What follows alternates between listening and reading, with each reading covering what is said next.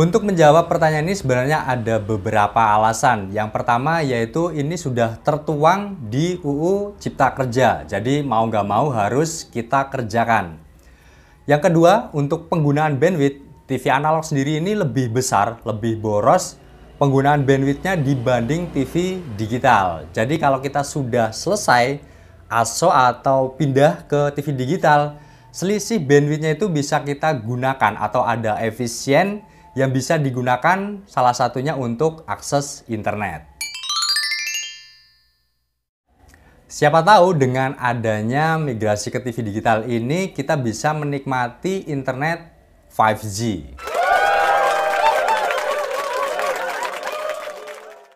Nah, untuk yang ketiga, kalau misalnya kita tidak migrasi ke TV digital, ini rasanya kayak jadul banget ya. Karena di luar negeri sendiri, di Amerika itu sudah menggunakan TV digital sejak 2010 kalau nggak salah. Dan untuk yang negara Asia, yang negara-negara kecil juga nggak kalah, dia sudah menggunakan TV digital atau sudah beralih ke TV digital. Jadi kalau Indonesia sendiri tidak menggunakan atau tidak migrasi ke TV digital, kayaknya malu gak sih kita punya negara kok yang jadul.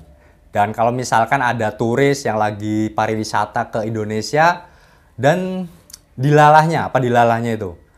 Oh, tiba-tiba itu melihat di Indonesia kok masih ada ya yang menggunakan atau melihat siaran TV analog.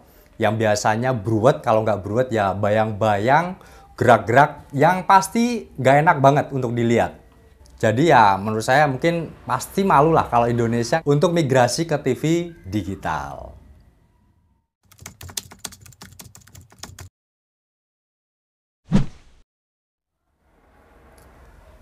Saya akan jawab dari beberapa sisi. Yang pertama dari sisi penyelenggara atau pemerintah. Untuk migrasi ke TV digital ini tidak segampang kita mencet tombol enter di laptop terus tiba-tiba langsung jadi. Enggak.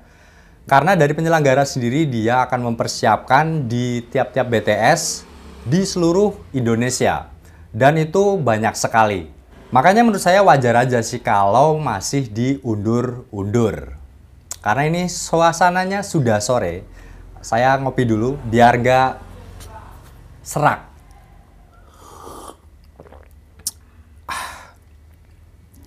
Ini kopi Good kesukaan saya. Yang Caribbean. Kalau teman-teman sukanya warna apa coba tulis di kolom komentar. Lanjut dari sisi pengguna seperti saya nih. Saya yakin tidak semua orang itu sudah siap menyongsong ke TV digital. Kalau misalkan ini diberlakukan secara disiplin, otomatis teman-teman kita yang di daerah Lampung dan di Aceh itu kan masuk tahap pertama ya. Otomatis tidak bisa menikmati siaran televisi. Terutama untuk teman-teman yang belum menggunakan parabola atau pasang parabola. Saya sendiri di Jogja, walaupun ini belum ASO, itu sudah bisa menikmati siaran TV digital. Dan ada untungnya juga buat teman-teman saya yang belum siap untuk menerima siaran TV digital ini, masih bisa menikmati siaran TV analognya. Jadi ya untungnya itu sih kalau penyelenggara masih mengundur untuk benar-benar migrasi ke TV digital.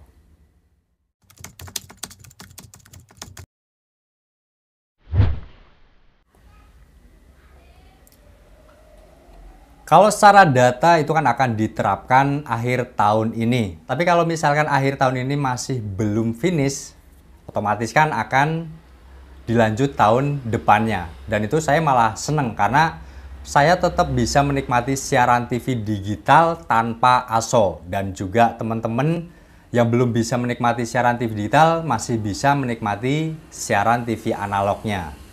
Lepas kapan ASO akan diterapkan, harapan saya sih di BTS-nya ya, BTS tiap-tiap daerah itu ditambahkan daya.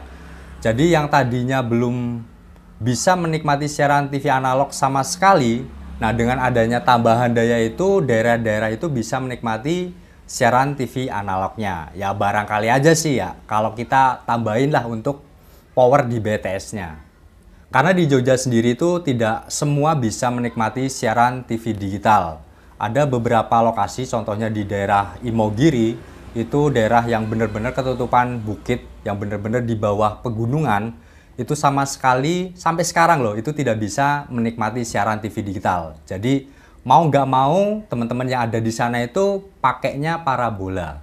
Nah, dengan adanya tambahan daya dari BTS-nya, teman-teman saya yang di daerah perbukitan itu bisa menikmati siaran TV digital, bukan TV analog lagi.